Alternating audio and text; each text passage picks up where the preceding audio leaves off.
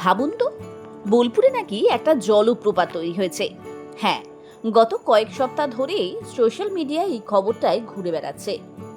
শান্তিনিকেতন, সোনাঝুরি, খোয়াই এগুলো তো প্রায় সবাই ঘুরে ফেলেছেন, কিন্তু বোলপুর থেকে মাত্র কয়েক কিলোমিটার দূরেই এমন একটা জায়গা রয়েছে যা নিয়ে বর্তমানে সোশ্যাল মিডিয়ায় তুমুল আলোচনা। কেউ বলছেন এতদিন এই জায়গাটা ছিল লোকচক্ষুর আড়ালে, আবার কেউ বলছেন শান্তিনিকেতন ঘুরতে আসলে এই জায়গাটা মিস করলে অনেক বড় ভুল করবেন। প্রথমে আমিও বিশ্বাস করিনি, কারণ বোলপুরের জলপ্রপাত ব্যাপারটা বড়ই অদ্ভুত। তাই ঠিক করলাম আগে নিজের চোখে দেখে আসব। অনেকে একে বলছেন বোলপুরের হিডেন ওয়াটারফল। আজ আমি বেরিয়েছি সত্যিটা নিজের চোখে দেখার জন্য।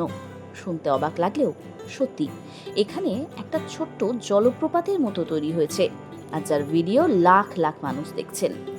আজ আমরা চলেছি সেই ভাইরাল জায়গায়। তাহলে চলুন দেখে নেওয়া যাক, এটা কি সত্যি এতটা সুন্দর নাকি সোশ্যাল মিডিয়ার হাইপ।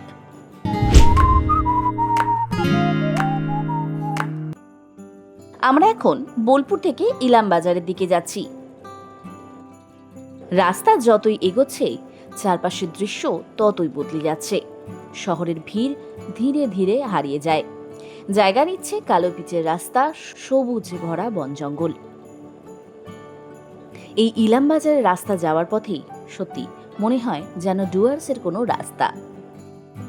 ইলামবাজারের এই বাস স্ট্যান্ডের বাজার পেরোতেই পড়বে টোল প্লাজা। সেই টোল প্লাজা পার হওয়ার পরেই বাঁ দিকে একটা সরু রাস্তা ঢুকে যাচ্ছে। জাস্ট ব্রিজটার একদম বাঁ দিকে ঢুকেই আবার বাঁ দিকে টার্ন নিতে হবে। আপনারা চাইলে সেখানে কাউকে জিজ্ঞাসা করে নেবেন। এই রাস্তা দেখলে কেউ বুঝতেই পারবেন না যে এই জায়গায় এমন একটা জলপ্রপাত থাকতে পারে। ছোট্ট ছোট গ্রাম আর শান্ত পরিবেশ, তার ভিতরেই এমন একটা লুকানো জায়গা। গুগল ম্যাপে কিন্তু এই জায়গাটা খয়ের বনি ওয়াটারফল এই নামে রয়েছে। এই জায়গা কিন্তু বোলপুর থেকে মাত্র 11 কিলোমিটার দূরে। যদিও বা এটা এখনো কোনো আনুষ্ঠানিক পর্যটন কেন্দ্র নয়, তাই যাওয়ার আগে লোকজনের কাছ থেকে রাস্তাটা একবার জেনে নেবেন। রাস্তা খুব একটা খারাপ নয়, তবে শেষের অংশটা একটু কাঁচা। গ্রামের ভিতরে এই রাস্তাটা নিজেই একটা সুন্দর অভিজ্ঞতা। দুপাশে শুধু সবুজ, মাঝে মধ্যে ছোট ছোট বাড়ি, পাখির ডাক, হালকা বাতাস। আর গেছিলামও এমন বৃষ্টি মধুর দিনে। এমন পরিবেশের মধ্যেই হঠাৎ বৃষ্টি চলে আসলো, আর দূর থেকে হালকা ভেসে আসছে জলের আওয়াজ। মনে হচ্ছে গন্তব্য খুব কাছে। গাড়ি দেখে এখান থেকে একটু হেঁটে যেতে হবে, সাবধানে দেখে শুনে যাবেন। এসেই যেটা চোখে পড়ল সেটা সত্যি অবাক করার মতো। পাথরের উপর দিয়ে বয়ে চলেছে অজয় নদী। তবে সামনে যাই কি করে? আশেপাশের লোকজনকে জিজ্ঞাসাবাদ করতেই জানতে পারলাম এই যে ডান দিকে রাস্তাটা চলে গিয়েছে, দেখে মনে হবে না যে রাস্তা রয়েছে, কিন্তু যাওয়া যায়। এই আল ধরে সোজা এগিয়েই বাঁ দিকে একটুখানি যেতে হবে, তারপরেই নিচে নামার রাস্তা। এই জায়গাটা কিন্তু বেশ স্লিপ রয়েছে, তাই খুব সাবধানে পা ফেলে আসবেন। কাছে যেতেই উফ, চোখের সামনে এই কি দেখে নিলাম! অজয় নদী বয়ে চলেছে, আর সেই জলেই ছোট্ট কয়েকটা ধাপ বেয়ে তৈরি হয়েছে এই সুন্দর ক্যাসকেড। এটা হয়তো ঝাড়খণ্ড, দার্জিলিং এর মতো বিশাল জলপ্রপাত নয়, তবে এই জায়গার সৌন্দর্য অনন্য। পাথরের ওপর দিয়ে ছুটে চলা জল, আর তার শব্দ, আর তার চারপাশে নির্জনতা, সব মিলিয়ে জায়গাটা ভীষণ শান্ত। গ্রামের ছেলেপেলেরা কেউ মাছ ধরছে, কেউ স্নান করছে। এই জায়গাটা আমরা যখন গিয়েছিলাম তখন প্রায় দুপুর 1টা। বর্ষাকালের পরিবেশ হওয়ায় আজকের ওয়েদারটা দারুণ লাগছে। এই দৃশ্য ক্যামেরায় যতটা সুন্দর লাগে, বাস্তবে তার থেকে অনেক অনেক গুণ বেশি সুন্দর। এখানে দাঁড়িয়ে শুধু ছবি তুলতে নয়, অনেকক্ষণ চুপ করে থাকতেও ভালো লাগে। এখন প্রশ্ন হলো, এই জায়গা এত কেন ভাইরাল? আমার মনে হয় কারণ 3টে।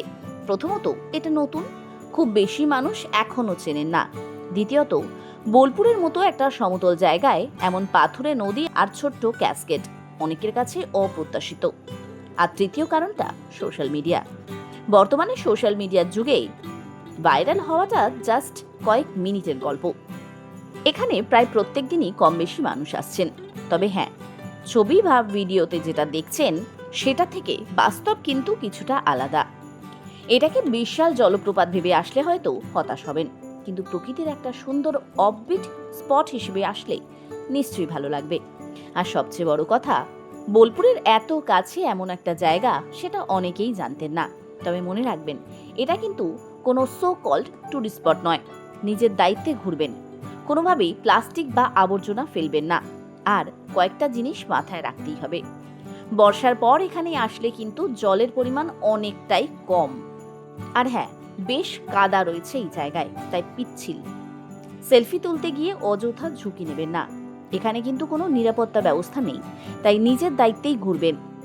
আর সবচেয়ে গুরুত্বপূর্ণ বিষয়, এমন সুন্দর জায়গা থাকে শুধুমাত্র আমাদের জন্য।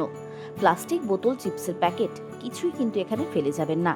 আমরা যদি জায়গাটা পরিষ্কার রাখি, তবে আগামী দিনেও সবাই কিন্তু এই সৌন্দর্য উপভোগ করতে পারবে। সব ভাইরাল জায়গায় যে অতিরঞ্জিত হয় তা কিন্তু নয়। এই জায়গাটাও হয়তো খুব বড় জলপ্রপাত না বা জলপ্রপাতই নয়। আজকের এই সফর থেকে একটা জিনিস বুঝলাম, সব সুন্দর জায়গা যে বড় হতেই হবে এমন কোনো কথা নেই। কখনো কখনো ছোট্ট একটা নদী, ছোট্ট একটা ক্যাসকেড, কয়েকটা পাথর আর সূর্যাস্তের আলো, সব মিলিয়েই জায়গাটা আর মুহূর্তটাকে এমন করে দেয় যেটা অনেক দিন মনে থাকে। শহরের কোলাহল থেকে দূরে প্রকৃতির কাছে শান্ত কয়েকটা মুহূর্ত কাটানোর জন্য দারুণ একটা স্পট। আপনি যদি বোলপুর বা শান্তিনিকেতন থেকে আসেন, তাহলে ইলামবাজারের যে কোনো বাস ধরে চলে আসুন ইলামবাজার বাস স্ট্যান্ড। সেখান থেকে যে কোনো টোটোকে বললেই সহজে নিয়ে আসবেন। যদি একটু অফবিট খুঁজে থাকেন, তাহলে কিন্তু একবার ঘুরে আসতেই পারেন খয়েরবনির এই ভাইরাল স্পট। গুগলে খয়েরবনি ওয়াটারফল নামে লিস্টেড রয়েছে। এই জায়গার আশেপাশে কোনো দোকানপাট কিচ্ছু পাবেন না। জায়গাটা সম্পূর্ণভাবে অফবিট। অনেক কিছু আশা করে আসলে হতাশ হবেন। আজকের মতো ভিডিও এইটুকুই। ফিরে আসবো নতুন কোনো ভিডিও নিয়ে। ততক্ষণ ভালো থাকবেন, সুস্থ থাকবেন, সঙ্গে থাকবেন ট্রাভেলিয়ার।